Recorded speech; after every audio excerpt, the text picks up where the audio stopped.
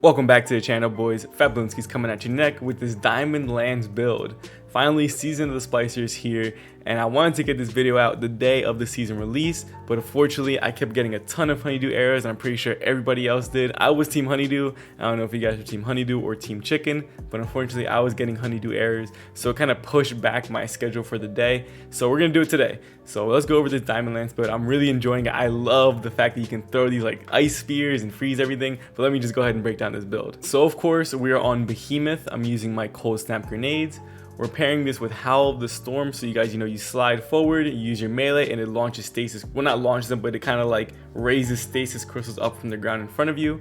And then we got the new aspect Diamond Lance. Shatter or defeat targets with stasis abilities to create a stasis lance.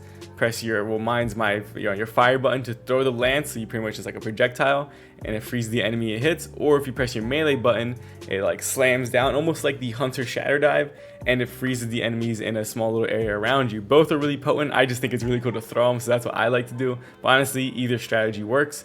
Now, unfortunately, you can only have one fragment with this aspect. So my 3 fragments of choice, we're using Whisper of Fractures. So whenever I'm near 2 or more enemies, I get more melee energy. We're using Whisper of Hedrons because I feel like with this build, you can freeze a lot of enemies and keep constantly proccing Whisper of Hedrons, so you just get a lot of damage buffs happening all the time. And then we're also using Whisper of Fissure, so that way the size and burst, the size of the burst and the damage of the stasis blast, it does more damage. So that's why I'm using this, because I'm going to be blowing up a lot of, or I should say shattering a lot of frozen enemies with stasis. So it makes sense to use this. Plus, being able to shatter those enemies is going to have a higher chance of spawning the Diamond Lance, because it's only stasis abilities, so I want to be able to take advantage of that. As for my loadout, actually you have some flexibility here, but I'm using my heritage. We got all in recombination. I use this gun all the time. Now you can swap this out if you want. You don't have to use a shotgun or whatever, but I do highly recommend using a brass attacks or any weapon with a wellspring. You can even probably use, I don't know, Monte Carlo if you like auto rifles, but I'm using this because I like wellspring a lot. It's probably, I would say, one of my favorite perks in the game, if not maybe my favorite. I do really like Dragonfly as well, but we're using rapid hit wellspring. It fits perfectly in this build because I want to be able to spam my abilities as much as possible so I can spawn a lot of Diamond Lances. And of course, we're using Sleeper Simulant. Linear Fusion's just got a buff, so I'm testing it out. I also want to work on my Catalyst too, because I feel like without the Catalyst, it's not as good. So I'm working on that, but you don't have to use Linear Fusion. You can use whatever you want. You can even use, I think the new GL for this season actually can roll with Wellspring. So you don't have to use this. You can use whatever you want here. As for my stats, we got 28 mobility. Does not matter in my opinion. We do have 100 resilience because of the fact that we're using Heart of Inmost Light. The way I'm going to proc the perk of Heart of Inmost Light is using my barricade. My barricade's on a 14-second cooldown, so the more often I'm able to use that means I'm going to be able to empower my other abilities and get my cooldowns back even faster, or my abilities back even faster. We have 42 recovery. We have 54 discipline. Now I have a lot of firepower mods, so this, I mean, I like where it is right now. 54 is a good spot for this build. We have 45 intellect, not too worried about that.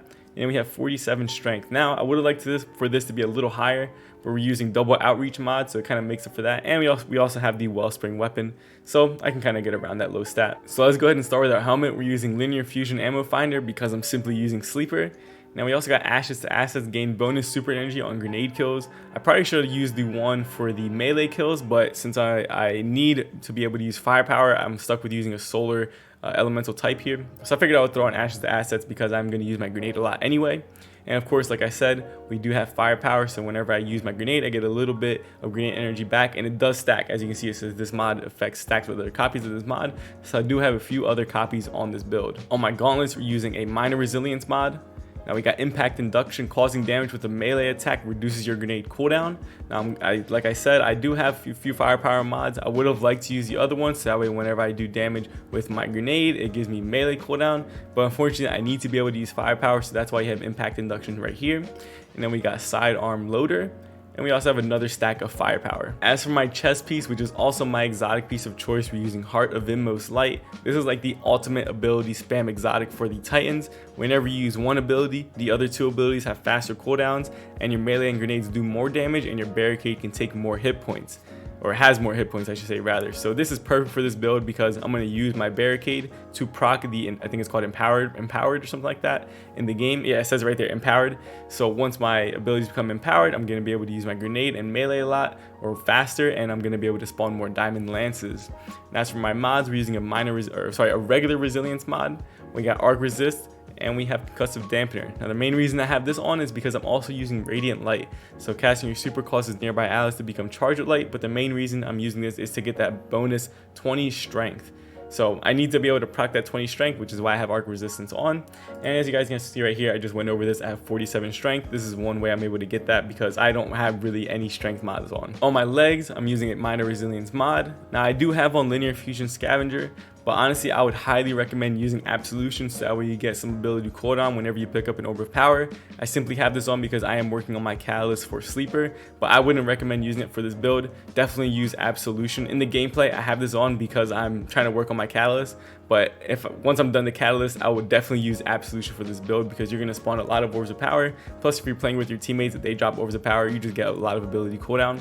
And we got another firepower mod, so I think that's 3. I think that's 3 now. And on my Titan mark, we got a minor resilience mod, and I just went over this not too long ago, where we have double outreach mods, reduces melee cooldown when using your class ability. I have 100 resilience, so every 14 seconds I can pop my barricade and get a nice chunk of melee energy back. On top of that, we have a wellspring weapon. And then we're also using taking charge, become charged light by picking up orbs of power. This was going to allow me to use the firepower mod. Now I know transmog is actually in the game now, but I don't have any of the synth weaves, or I haven't even done that quest yet. I simply hopped in and I went straight for the stasis aspect.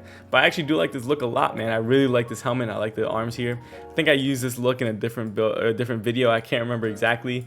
But if you guys want under the shaders will be in the description below. So season of the Splicer is finally here, and we finally got some new aspects to play around with. So I kind of just want to go over this new Titan aspect we got, the Diamond Lance. I actually think it's so much fun. I love how it zooms out in third person. You're running around literally like a javelin, like you're holding a javelin like from track and field, and then you throw it, it freezes them, or you can slam it on the ground. It's very versatile. I'm just very curious to see how it plays out in some of the harder content in the game. But as for right now, in something like this, or maybe even the battlegrounds, or maybe even just play the Strikes Gambit, it's a lot of fun. I really enjoy it.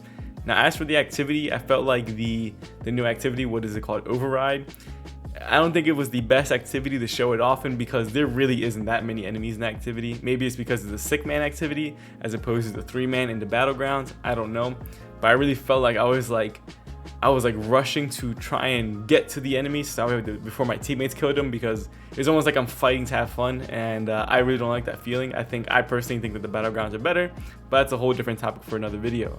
But it's definitely a fun activity, and this new aspect is a lot of fun. I'm very curious to see what the other aspects do for the well, I know what they do, but I'm curious to see how they actually play for the Warlock and the Hunter, so I'm definitely going to grind those out. But definitely try this build out. It has a lot of versatility because not only do you have the slide Howl of the Storm aspect, so you can slide some of the stasis crystals there, but then you have some range with the Diamond Lances, so you can freeze enemies from very far away. It actually gives you some other options to use the Behemoth Titan, because typically Behemoth Titan is mainly played up close. You know, you're sliding in with Cryochlasm if you like that one, Howl of the Storm, and then you're spawning the stasis shards with the other aspect, Tectonic Harvest. But now with the Diamond Lances, you can actually freeze enemies from far away, or you can keep playing close quarters combat because you can actually slam it into the ground. And I believe that the slam has a bigger radius than the throw.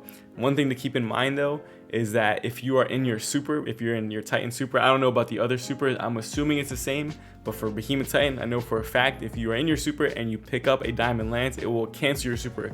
So you will just waste all your super to pick up Diamond Lance. So I would not recommend doing that. So if you see one of those and you're in your super, do not pick it up because you will literally waste your entire super. Now, in my opinion, the best grenade to pair with this aspect is the Cold Snap grenades. I tried it with all the other grenades. The Glacier grenade also isn't a bad choice. The Dustfield grenade, you have to wait for the enemies to freeze first before you kill them in order to spawn a Diamond Lance.